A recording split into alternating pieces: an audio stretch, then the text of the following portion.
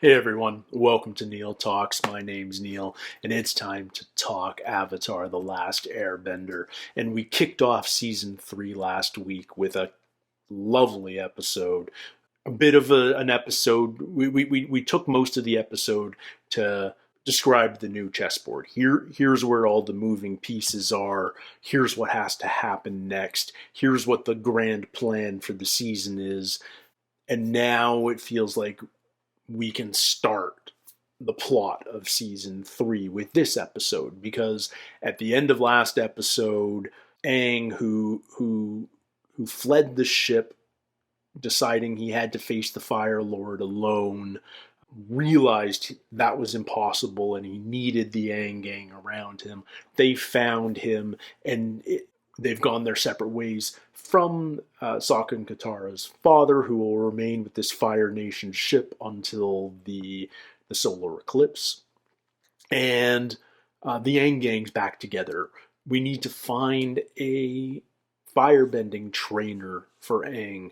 We need to continue his training in earthbending and waterbending. We need to have him master the Avatar state. All of these things have to happen before the end of the season, when he faces Fire Lord Ozai and restores peace to the world.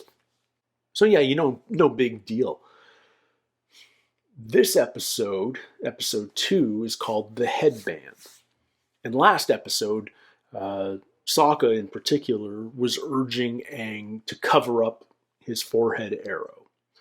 We need to hide his identity. The world thinks the Avatar died in Ba Sing Se, and that's a tactical advantage for us.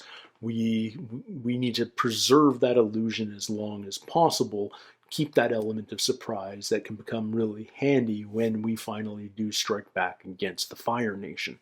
So I imagine that's what the headband in this episode is about. This is Aang has already come to terms with the necessity of hiding his identity. He burned his glider at the end of last episode because it's an identifying feature of who he is. So he's going to become a little bit more anonymous this season, I imagine. And yet there's at least 2 people in the Fire Nation that suspect that Aang isn't dead, namely Zuko and his sister Azula. Zuko suspects it because Katara told him about the spirit water from the North Pole, and Azula suspects it because she can sense that Zuko suspects it. And she's intuitive like that. She's perceptive like that. She's scary like that. So anyway, the Aang gang's back together. Where do we go? I don't know, because the entire world is under Fire Nation control right now. And yet the army can't be everywhere. The navy can't be everywhere. There's got to be safe places to be. Do we go back to the jungle and find the water benders there? Do we go back to the desert? Or I don't know. There's got to be do we go to the South Pole? There's places that we can go and feel relatively temporarily safe. So where do we go first? And how do we find a firebending trainer, a new master? I have to assume it's Iroh, but maybe I'm wrong. Maybe it's somebody else entirely. Maybe it's someone we haven't met yet. But I'm curious. So let's get into it, guys. This is episode 2 from season 3, and it's called The Headband.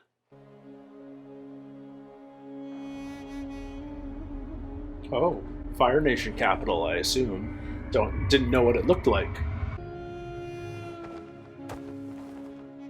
Are we gonna find Iroh? Where is he? Who's there? Is that the prison? Is Iroh in there? I think I see a cave below. Let's just put Appa in a cloud. We're in enemy territory. Those are enemy birds. Evil puffins. Alright, this is a Zuko for comedic effect episode. What we need is some new clothes. Yeah, blending in is better than hiding out. Plus, they have real food out there. Does anyone want to sit in the dirt and eat cave hoppers? Momo does.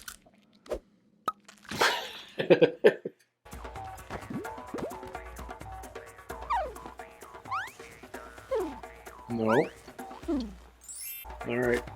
Ta-da! Alright. Normal kid. Headband. Okay. Requisite blushing scene. Mom's necklace.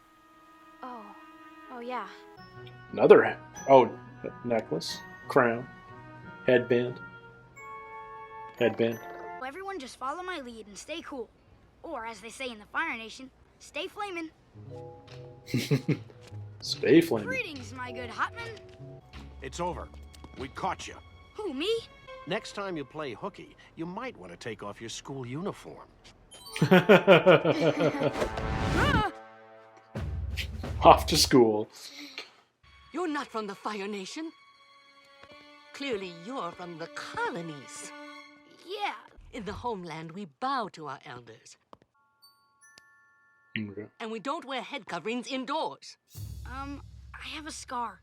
It's really embarrassing. Should we just call you mannerless colony slob? Just Slav is fine. Or, Kuzan. His friend from 100 years ago. My name's Anji. I like your headband, by the way. You must be one of those popular kids I've been hearing about. That's right. Now listen, friend. Anji is my girlfriend. Okay. We were on our way to play hide and explode. You wanna come? I'd love to. Hide and explode. Okay, Aang's just being a kid. And we're learning that not all Fire Nation citizens are evil. What? I enrolled in a Fire Nation school, and I'm going back tomorrow. Enrolled in what? This is the prison, I'm sure of it. This is where Iroh is. Prince Zuko. No one is going to know about this. Yeah. Uncle, it's me. Oh. Oh, there's some resentment there. Wow. What do you need to go to school for? I'm learning new things about the Fire Nation. I already have a picture of Fire Lord Ozai. And here's one that I made out of noodles. Impressive, I admit, but I still think it's too dangerous. I guess we'll never find out about the secret river then. I am a fan of secret rivers. Secret Let's stay a few tunnel. more days. Secret river. You have no right to judge me, Uncle. I did what I had to do in Ba Sing Se, and you're a fool for not joining me.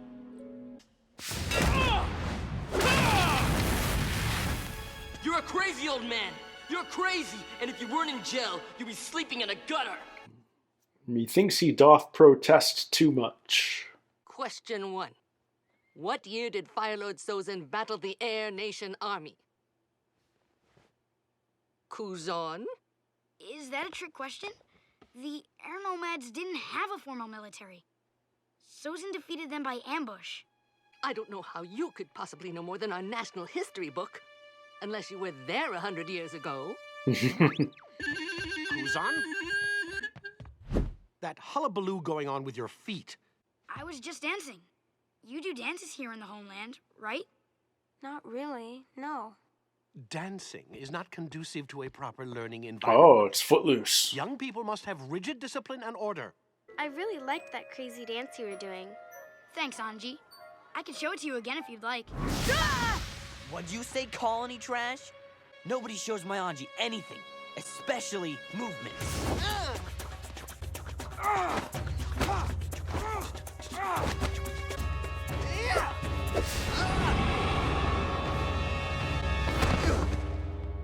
Picking fights on your second day? Bring your parents to my office after school. Parents? Well, this'll be awkward. Wang fire! This is my wife, Sapphire. Young man, as soon as we get home, you're gonna get the punishment of a lifetime. That's what I like to hear. You're so beautiful when you hate the world. I don't hate you. I don't hate you too. When did this happen? When did this become a thing? So, I hear you've been to visit your Uncle Fatso in the prison tower. That guard told you. No, you did, just now. Okay. Zuko sucks. Believe it it or not, I'm looking out for you.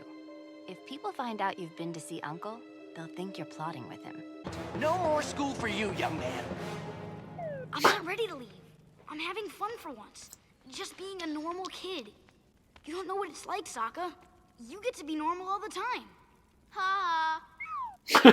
If we want to change this place for the better, we need to show them a little taste of freedom. Some pretty forward thinking. I'm gonna throw them a secret dance party. It's totally Footloose. Go to your room. It's totally Footloose. Oh. They're coming. Everyone stop bending. Oh. I know. You've got fancier feet than anybody. And 6 of them. Now I want to see Appa dance. Yeah. This ought to get everybody moving. Nope. Now what do we do? Listen, guys. Dancing isn't something You need to spike the punch. It's a form of self-expression that no one can ever take away from you. But we don't do that here. Sure you do. You have for generations. Phoenix Flight. A Elephant Strut. Who knew Twinkle Toes could dance? I admit it. I have everything I always wanted. But it's not at all how I thought it would be. Mm-hmm. We talked about this. Please, Uncle, I'm so confused. I need your help.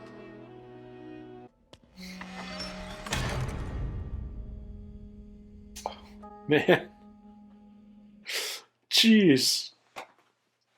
And this is how they do it in the ballrooms of Ba Sing Se.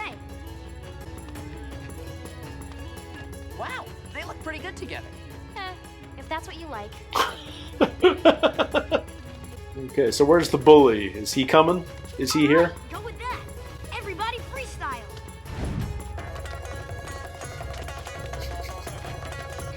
This is so Footloose.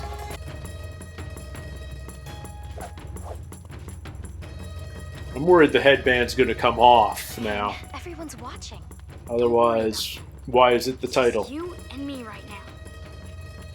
Oh. Look at him making her blush.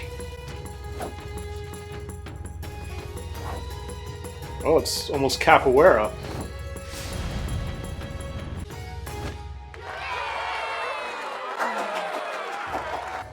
Look at them all sweaty. Is a dancing party. You did the right thing by telling me, Hide. Anytime, Headmaster, sir. Frickin' Hide. It's like my inhibitions just disappeared. Okay, they're back again. They're back. Oh, all the inhibitions. The boy with the headband. Uh-oh. Gotcha. Looking for me? Oh. That's not the one. Yes. I am Spartacus. No, I'm Spartacus. Hi there. How we doing? Searching for someone? Who are you looking for? Do you need something? Over here. And time to go. Little earth bending just to say goodbye. I think you really did help those kids. It was just a dance party, that's all. Well, that was some dance partying. Mwah. They say you're good at what you do, and even better at keeping secrets. The Avatar's alive. I want you to find him and end him. Do we know who this is? I don't recognize that symbol.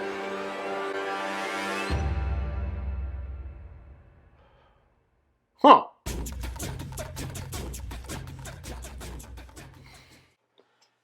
I love it. It wasn't what I was expecting. I wasn't expecting a return to lightheartedness, but that's what we got, and it was a really nice reminder that that's still something that this show can bring, because it's been so serious lately. You know, the last 7 or 8 episodes of season 2 were all pretty serious and dark. Obviously, last episode more of the same. But now we're sort of reverting back to, at least temporarily, a little bit of fun. The kids are being kids. Aang gets thrown into Fire Nation school pretty much by accident, and he realizes that these aren't bad kids, that he can maybe shape the future of the Fire Nation a little bit just by teaching these kids, quote, how to be free, by teaching them how to dance. It's totally Footloose. If you haven't seen that 80s classic, by all means check it out. Don't see the remake. I didn't even bother with the remake, but it can't be as good as the original. Yeah, it was just fun, wasn't it? It was lighthearted, it was wacky, it had its great sort of I am Spartacus moment at the end there where all these kids wear the headband together to confuse the headmaster and allow Aang to escape. I'm not sure shutting the door with earthbending moves was necessarily the smart move, because those kids are now going to go. Not only is this kid an outsider, not only is he from the colonies, he's not Fire Nation. He's an earthbender. Like, what on earth was, like, suddenly he's the enemy. So that didn't seem like a smart move, but it was fun. We got to see Sokka and Katara dress up as Aang's parent. We just had some fun. Which allows us to catch our breath. This is ultimately a show for kids. And yes, it treats kids with a lot of respect, and it addresses issues and ideas that kids can handle, but a lot of shows don't give kids credit for. But it also, at its core, is for kids, and therefore, you've got to entertain kids sometimes. You've got to give them a fun episode. You've got to have a dance party. I'm totally for it. The B plot was a serious plot. The B plot is Zuko trying to reach out to Iroh, because I don't think Zuko's ever had somebody like Iroh. Zuko's never had someone whose opinion he trusts, who he feels he can properly talk to. Zuko is not as smart as his sister, but he's smart enough to realize that when he's talking to his sister, he can't trust her. That she's manipulating things. She's always got an ulterior motive. What he knows from his time with Iroh is that Iroh was genuine in his affection for Zuko. There was no ulterior motive. It was all about looking out for his nephew, genuinely caring for him. Zuko was his surrogate son, and Zuko misses that, understandably so. And yet, it's not as easy as going to his cell and saying, I need your help, because, believe it or not, Iroh feels betrayed. Surprise, surprise. And he's not talking to Zuko. He's not looking at Zuko. His heart is still breaking, though. When Zuko left the second time, Zuko storms out saying, you can rot in here for all I care. Iroh's crying, and it's not because he's going to rot away in prison. It's because Zuko's so far gone. And yet Zuko realizes, Zuko knows that Aang survived. He doesn't have proof, but he knows it. He feels it. He's certain that there's an Aang out there. And he doesn't know what to do, because his sister does have him between a rock and a hard place. His sister gave him the credit for killing the Avatar. That's what everybody thinks, but she knows. I think if Zuko knows, we can assume she knows too. And she tells him she's looking out for him, that he shouldn't be going to the prison, that he shouldn't be talking to Iroh, and maybe people would think he's conspiring with Iroh. But she's probably also telling him that so that he doesn't get confused by Iroh, that Iroh doesn't win him back to the light, so to speak. There's kind of this battle over Zuko's allegiance. On one side, Azula, and to a lesser degree, Ozai and the Fire Nation as a whole, and on the other side, Iroh. And yet, Iroh doesn't know how to start that fight for Zuko anymore, and he's not even sure if it's worth fighting. He fought so hard, and he lost last season. But we finish with Zuko covering his ass, basically, and he's found somebody that I don't recognize. I mean, I may have face blindness on this character, but this seems like a new character with an interesting new symbol on the forehead, some kind of assassin or something along those lines. But Zuko tells this guy that the Avatar is out there and needs to be killed. So please do that. So there's just assassins out there that can go kill the Avatar at any time. Why have they not yet been employed? Nevertheless, that seems to be the new imminent threat in the that'll arise in the next episode or two, probably. Hopefully we learn more about whatever that new antagonist is. But Zuko's trying to cover his tracks at this point. If the Avatar didn't die back in Ba Sing Se, the Avatar needs to die now. So that seems to be his new mindset, his new primary focus. He needs to protect himself by killing the Avatar. It's no longer about capturing the Avatar, it's about killing Aang. And so that's where he's at. And I don't know that's a new threat that Aang will have to deal with, the Aang gang as a whole will have to deal with, but it's not going to be a successful gambit. And so where does Zuko go from there? Who knows? We'll address that when it happens, but that seems inevitable to me, that this gambit will fail. But yeah, ultimately, this was a fun episode. This was an episode that brings back a little bit of the lightheartedness of the series. And it's a nice reminder that isn't all gone, that this isn't going to be 20 straight episodes of dark and serious. There's going to be some fun. At least my guess is here in the first half of the season. Maybe by the time we get past mid-season and we dive into the home stretch, things are going to amp up, things are going to remain serious. I'm fully on board if that's the case, but I certainly don't mind a few fun episodes scattered through the first half of the season. So let's look forward to another one next week, guys. It's going to be a lot of fun. Thank you so much for spending a little bit of time with me here today on Neil Talks. Your time really does mean the world to me. I greatly appreciate it. Do all the fun algorithm things, and until next time, everybody, take care, stay healthy. We'll see you soon. Cheers.